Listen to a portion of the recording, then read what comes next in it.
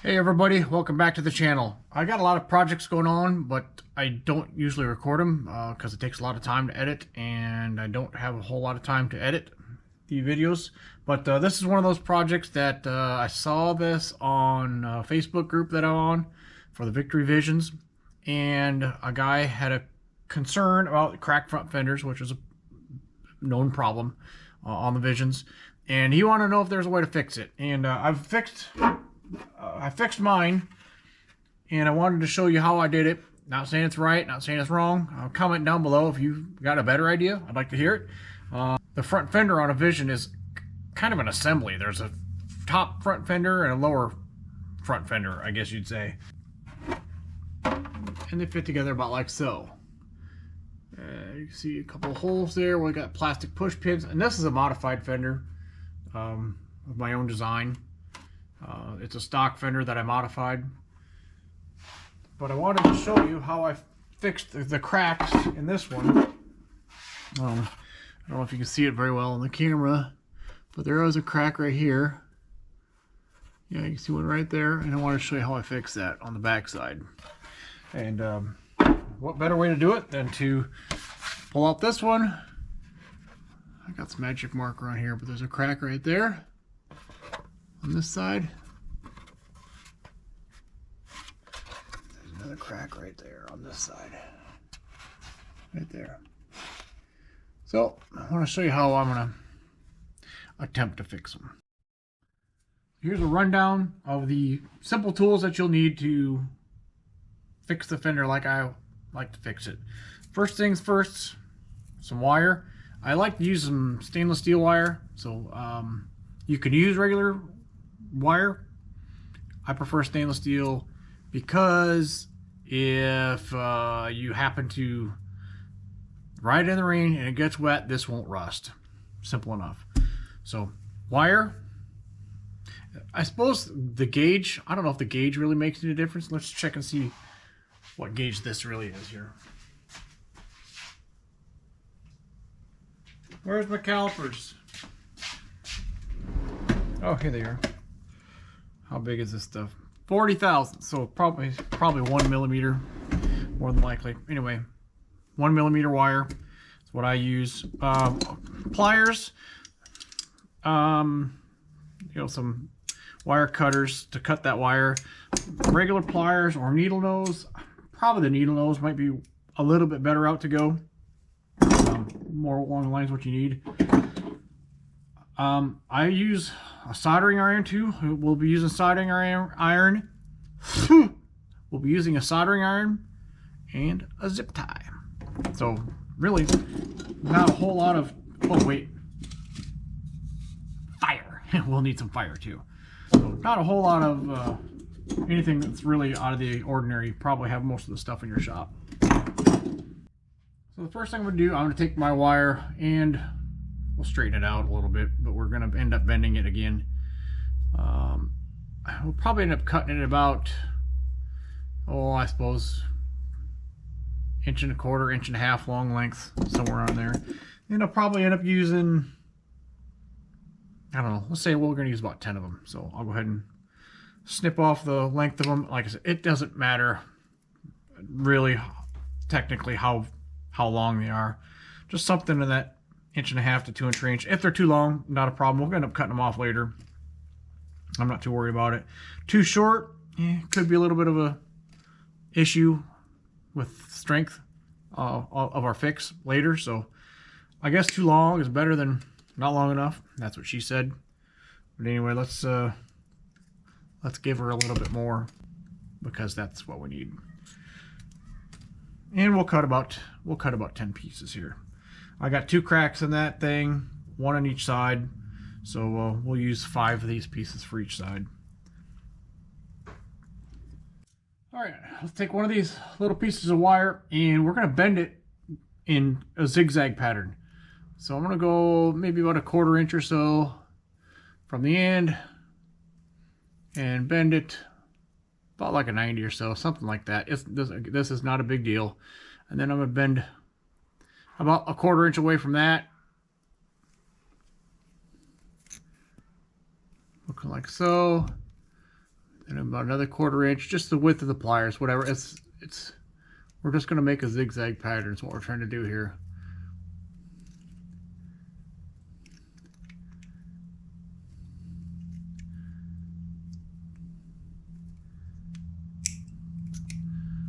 All right. Now, so I got this bent in a zigzag pattern. Might not be too bad to have a little bit more bend on a couple of these.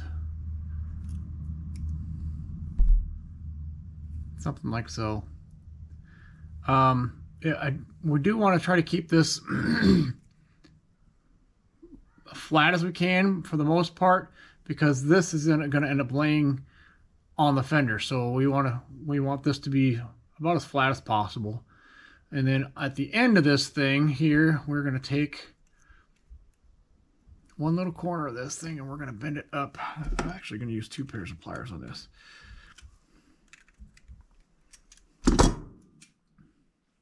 So the only part, stab myself. So the only part that's going to be sticking up is just that little tang on the end. And really what that's going to be is just for us to hold it. That's all that tang is going to do on the end. So we're going to do that with all 10 pieces, make them look something like that. All right, I got all 10 of these little pieces bent up now. They kind of look like this when they're done. There's no rocket science behind this. They're just going to look like something about like so. And what we're going to do is we're going to heat these up. That's why we're going to hold on to them with our pliers. We're going to take our torch, our propane torch, and we're going to heat these up, and then we're going to proceed to melt them across the crack. So the crack might be my finger, and we're going to heat these up and then melt them into the fender where it's cracked over the top of the crack. So half of this will be on one side of the crack and half of this will be on the other side of the crack. So we can see our crack that's right there. So we're going to heat these up and grab onto it with our pliers, and we're going to try to let them melt into the plastic at that spot. Once we get that one done, we'll grab another one, we'll heat it up, get it real red hot or so, and then we'll take that one and we'll melt it in right above it. And then we'll take another one and we'll melt it above it. And we'll just put all 5 in right here. 1, 2, 3, 4, 5, right along that crack. And then once we're done with that, we'll go to the other side.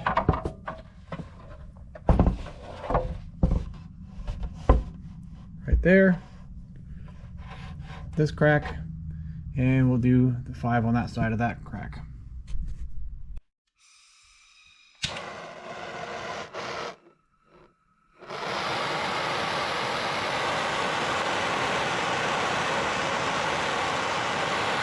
Heat this up, get it red hot.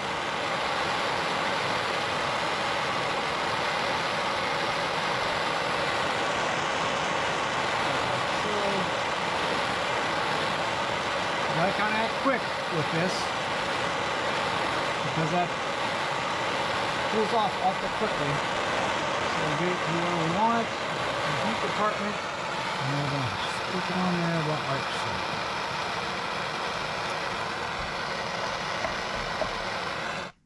Alright, let me just show you what that looks like. So it doesn't look too terribly bad. Oops, get my camera turned back on here.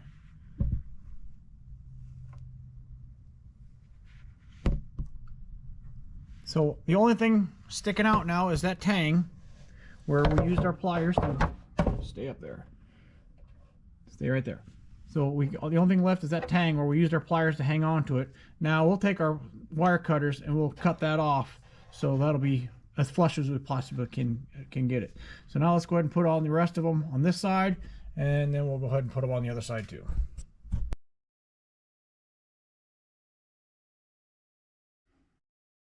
All right, got stage 1 done. I got all 5 of those wires put in both sides over the crack that was in there on both sides of the fender. I can kind of test it by giving this a tug, and it certainly is a lot more sturdy than it ever was, by all means. Now let me explain a few things. Why are these curved versus being just a straight piece of wire?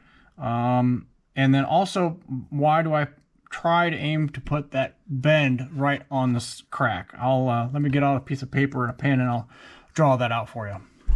So here's my thinking behind why I have the wires pieces bent like that as opposed to just being a straight wire. And then also, why do I want to put a seam of the crack right on one of those points? If we had a crack, let's say, so here's the inside of the fender, there's the outside of the fender, we got a crack that runs up the wall here. If I were to just take a piece of straight wire and melt that in here, if this crack tries to open back up at all, so let's say the fender tries to spread apart, the melted wire that's in the plastic, there's really nothing keeping this from, other than friction of that being melted in there, nothing really keeping that from pulling that apart. That's where if we used a part that is like this has a lot more surface area grabbing onto that plastic on each side of that crack. So if that crack tries to open up, there is the surface area, the tension of against this and this is a lot greater. It's going to be harder to pull that apart as opposed to just being a straight piece of wire where the bond can break on one side of the wire and all of a sudden that crack is going to open up again. This way here, wherever that crack is at, it's right there, and if it tries to pull apart against this shape is melted into the fender to help hold that wire in place. So that's why I have a bent wire like that. As far as why I've tried to aim for the middle of this thing, it's just a personal preference. If I aim for the middle of that peak, then I'm thinking that's probably going to be the best, most tension against the crack, because I have two pieces that are on each side of the crack that are going opposite directions, bent from the opposite directions. If I had the crack, let's bend this over here. If I had the crack like right here on the middle of a seam or something like that, I don't know if it's probably going to be pretty close to the same amount of tension as opposed to being on a point somewhere like this. I don't know, just my personal preference. Try to aim for it. Oftentimes I miss because I'm really not that coordinated, but that's my thinking behind it. Anyway, that's why I don't use a straight piece of wire, because there's just not enough surface tension to keep that thing from splitting apart again. So I used a curved wire instead. Now the next thing we're going to do is we want to break off those little tangs that we were using to hold the wires in place when we were melting it. The best way to do this, I'm using a pair of side cutters. I got like 3 different types of side cutters here, but I want to get one that's got that gets down to the surface the closest, so it has the least amount of chamfer on the back side here. Like I said, I got 3 different pairs here. This black set has definitely got a big chamfer on the back side, so that's not going to cut very flush. This one's not too bad. This one might actually be a little bit more, so I'm gonna pick these here and just try to snip those wires as close to the, watch your eyes, as close to the fender as I possibly can. That's just to keep, all we're doing here is just breaking off that tang so nothing gets close to the tire as we go riding.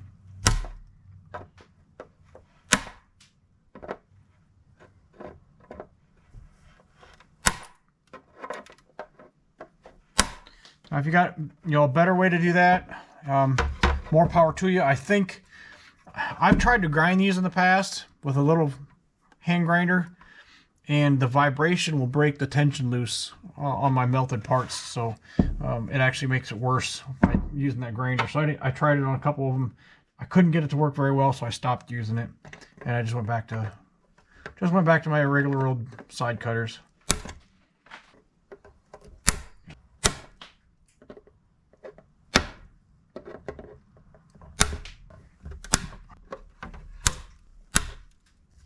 All right, got that pretty decent.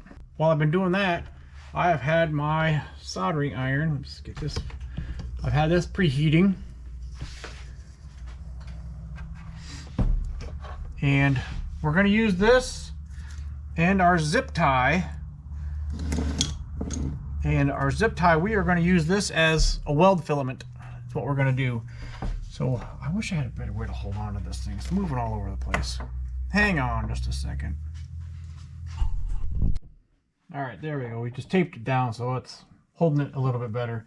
Anyway, like I was saying before I was so rudely interrupted, I've got my soldering iron, and basically what we're going to use is, this is going to be our electrode, and this is going to be our filament. How about that? I hope I'm using the terminology correctly. So what I want to do is, I still got those high spots in there. I'm going to melt this plastic zip tie over the top of those ends, just to kind of protect if the tire would happen to try to rub on here, or if I'm using my fingers to get in here to loosen off take off the fender or something like that. I don't want to snag anything on those corners there. And like I said, if you got a better way, another way to take the corners of these off, I'd like to hear it down in the comment section below. Let me know what you think. Like I said, I've tried to use a grinder, but it just vibrates and it breaks it loose. So I stopped using it. But now I'm just going to heat this up a little bit, and I'm going to melt my zip tie over the steel parts, the stainless steel part that I just put in there. And just kind of helps hold them in place. It's definitely a smelly, stinky job.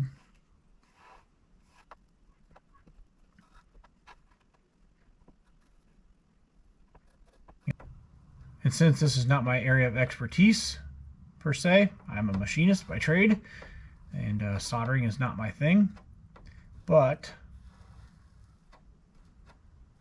that being said, I'm probably not the best person to give you advice on how to do this, this part of it. I do like fabrication at work, but I don't think this is part of the fabrication that I was thinking about. So at the end of this thing over here, I'm just going to put a little bit more weld to cover up that sticking part that's sticking up there.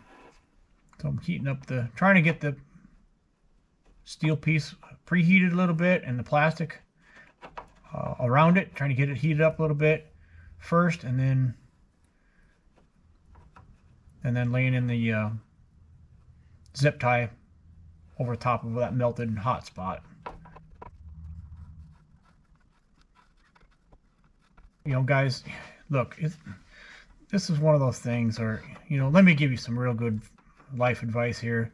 When you're going to do this, you're going to want to be able to see this really, really well, and not do this in a dark shop or something like that. So go do this like at the kitchen table or something. I think that's a great idea. See what your wife or girlfriend says about that. You're smelling up the house. Well, hey, I can't see any better than sitting at the kitchen table and doing this. So guess what? This is where I'm going to do it at. I think that's great advice. You let me know if you try that, and let me know how many nights you had to sleep on the couch. For some people, that might actually be a bonus, to be able to sleep on the couch instead of having to sleep in the bedroom. So not only should I not give you advice on soldering, I'm not the person to give you advice on life either.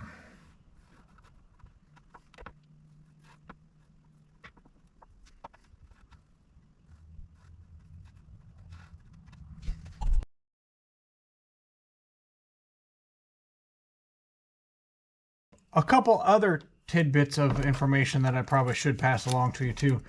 Don't get this too hot in one spot, because you could damage the outside surface of this a little bit.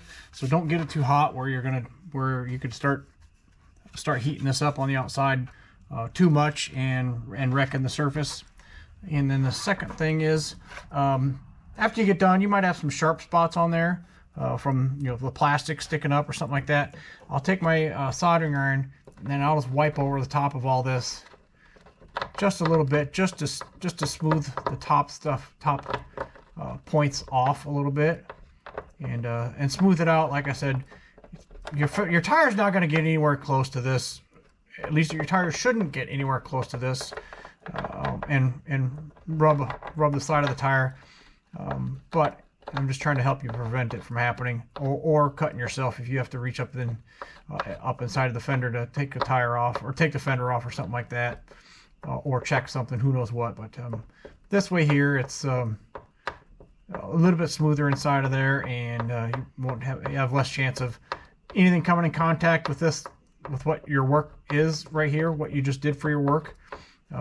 Little less chance of it getting snagged on something. I'm kind of smoothing out the edges here a little bit too, so it makes it harder to, if something does catch an edge, it won't peel it up.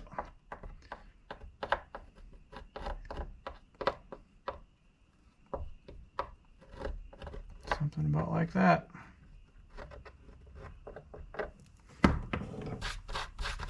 Yep.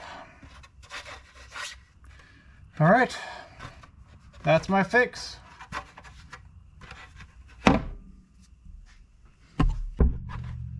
All right, so there's my fix. Now we'll go bolt this puppy on and see how it works.